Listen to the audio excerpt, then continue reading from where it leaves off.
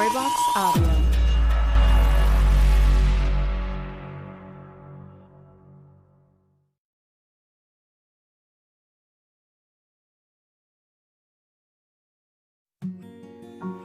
Assalamualaikum warahmatullahi wabarakatuh. Salam damai sejahtera bagi kita semua.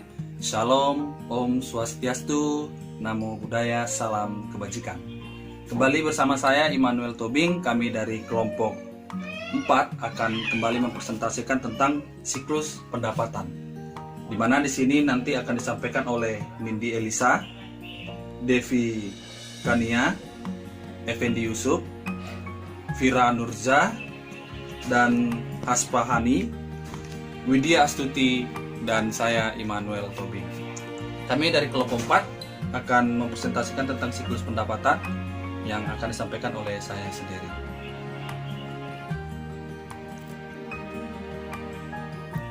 Siklus pendapatan. Apa itu siklus pendapatan? Siklus pendapatan adalah pertukaran langsung dari produk akhir dan jasa menjadi kas dalam satu kali transaksi antara penjual dan pembeli. Jadi, suatu rangkaian aktivitas bisnis dan kegiatan pemrosesan informasi terkait yang terus berulang dengan menyediakan barang dan jasa ke para pelanggan dan menagih kas sebagai pembayaran dari penjualan-penjualan tersebut. Jadi, siklus pendapatan itu adalah pertukaran langsung antara produk akhir dan jasa menjadi kas dalam satu kali transaksi. Demikian akan dilanjutkan oleh teman saya Effendi Yusuf. Saya persilakan. Terima kasih moderator. Saya Effendi Yusuf akan melanjutkan video presentasi tentang siklus pendapatan. Siklus pendapatan ini berasal dari organisasi ekonomi, baik yang berorientasi laba maupun nirlaba, menghasilkan pendapat melalui proses bisnis yang membentuk siklus pendapatannya. Siklus pendapatannya yang lebih rumit saat memproses penjualan melalui kredit. Bisa terdapat perbedaan beberapa hari atau minggu antara saat terjadinya penjualan dengan saat penerimaan uang tunai. Jeda waktu ini membagi transaksi pendapatan ke dalam 2 tahap. Yang pertama, tahap fisik yang mencakup pemindahan aktivitas atau jasa dari penjual ke pembeli. Dan yang kedua, tahap keuangan yang mencakup penerimaan kas oleh penjual dalam piutang perdagangan. Tetapi dengan alasan kenyamanan pemrosesan, kebanyakan perusahaan memperlakukan setiap tahap sebagai transaksi yang berpisah. Jadi siklus pendapatan sebenarnya terdiri atas 2 subsistem utama, yaitu yang pertama subsistem prosesnya pesanan penjual dan yang kedua subsistem penerimaan kas.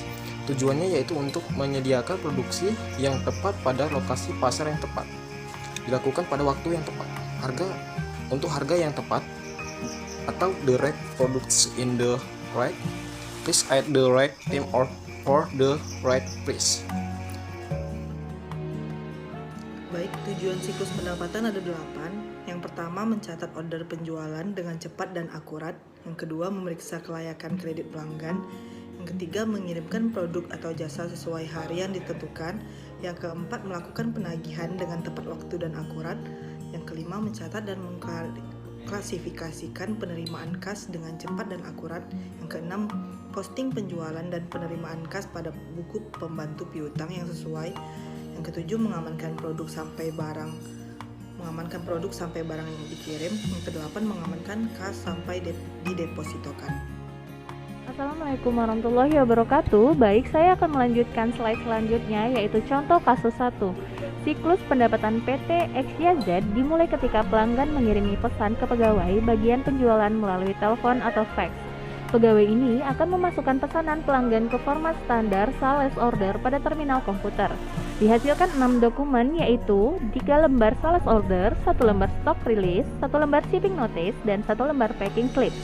Bagian tagihan menerima sales order, gudang menerima stok dan 1 lembar sales order, dan bagian pengiriman menerima 1 lembar shopping notice dan 1 lembar packing slip. Pegawai bagian penjualan mengarsip 1 lembar sales order pada file open customer order. Berikut adalah pembahasan dari diagram aliran sistem, bagian yang terkait, dokumen yang digunakan, dan aktivitas pengendalian yang akan dijelaskan oleh teman saya. Terima kasih. Bagian yang terkait. 1. Pelanggan, 2. Bagian penjualan, ketiga bagian tagihan, keempat bagian gudang, dan kelima bagian pengiriman. Dokumen yang digunakan: 1. 3 lembar sales order, 2. 1 lembar stok reliasi, 1 lembar shipping notice, dan 1 lembar packing slip. Aktivitas pengendalian internal. 1. Otorisasi transaksi. Tidak ada cek terhadap status kredit pelanggan, apakah pelanggan layak untuk diberikan kredit. Asumsi, begitu sales order dibuat, langsung diotorisasi ke kepala bagian atau manajer atau direktur penjualan. Yang kedua, pemisahan tugas. Yang pertama, bagian yang menerima pesanan dari pelanggan, yaitu bagian penjualan, sudah terpisah dengan bagian yang akan membuat dan mengirimkan tagihan ke pelanggan atau bagian tagihan. Yang kedua, bagian yang menyimpan barang atau bagian gudang sudah terpisah dengan bagian yang akan mengirimkan barang atau bagian pengiriman. Yang ketiga, tidak ada pemisahan tugas antara bagian penjualan dengan bagian atau staf yang khusus untuk pengecekan kredit pelanggan karena di kasus tidak ada pengecekan terhadap status kredit pelanggan. 3. Pencatatan akuntansi. Pegawai bagian penjualan mengarsip 1 lembar sales open customer order. Kasus 2. Contoh kasus 2. Sebagai ilustrasi, PT Nirwana adalah perusahaan dagang yang menjual barang dagang yang dijualnya berupa kayu. Penjualan biasanya dilayani dalam bentuk kredit, yaitu pembeli diberi kesempatan untuk membeli terlebih dahulu dan membayar 30 hari setelah barang diterima. Proses bisnis dalam siklus pendapatan adalah sebagai berikut. Yang pertama, pelanggan memesan barang. Yang kedua, barang yang dipesan dikirim ke pelanggan. Yang ketiga, PT Nirwana mengirimkan faktur penjualan ke konsumen yang berisi rincian penjualan sebagai tagihan ke konsumen. Yang keempat, konsumen membayar tagihan tersebut sesuai dengan kondisi yang telah disepakati saat transaksi penjualan terjadi.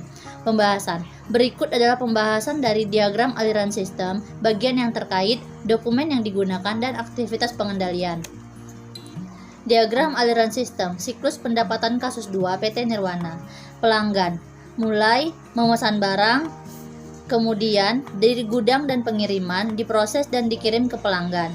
Keluarlah faktur penjualan, kemudian kembali lagi ke pelanggan, menerima faktur penjualan. Dari pelanggan menerima faktur penjualan, kasir menerima pembayaran dari pelanggan, proses transaksi selesai. Baik, terima kasih untuk moderator. Selanjutnya saya akan membahas mengenai kasus kedua. Pada kasus kedua, terdapat bagian-bagian yang terkait. Yang pertama, ada pelanggan. Yang kedua, bagian gudang dan bagian pengiriman. Dan yang ketiga, bagian kasir. Pada kasus kedua, dokumen yang digunakan yaitu berupa faktur penjualan. Aktivitas pengendalian internal pada kasus kedua yaitu selain menangani transaksi penjualan, siklus pendapatan juga harus memiliki dan memelihara daftar pelanggan. Daftar pelanggan memuat identitas pelanggan dan daftar pelanggan juga harus dapat diperbaharui sesuai dengan perubahan yang terjadi pada pelanggan. Misalnya, jika pelanggan berpindah alamat, maka data harus diperbaharui. Jika tidak, tagihan maupun pengiriman barang tidak akan sampai ke pelanggan. Sekian penjelasan dari saya kembalikan ke moderator. Terima kasih.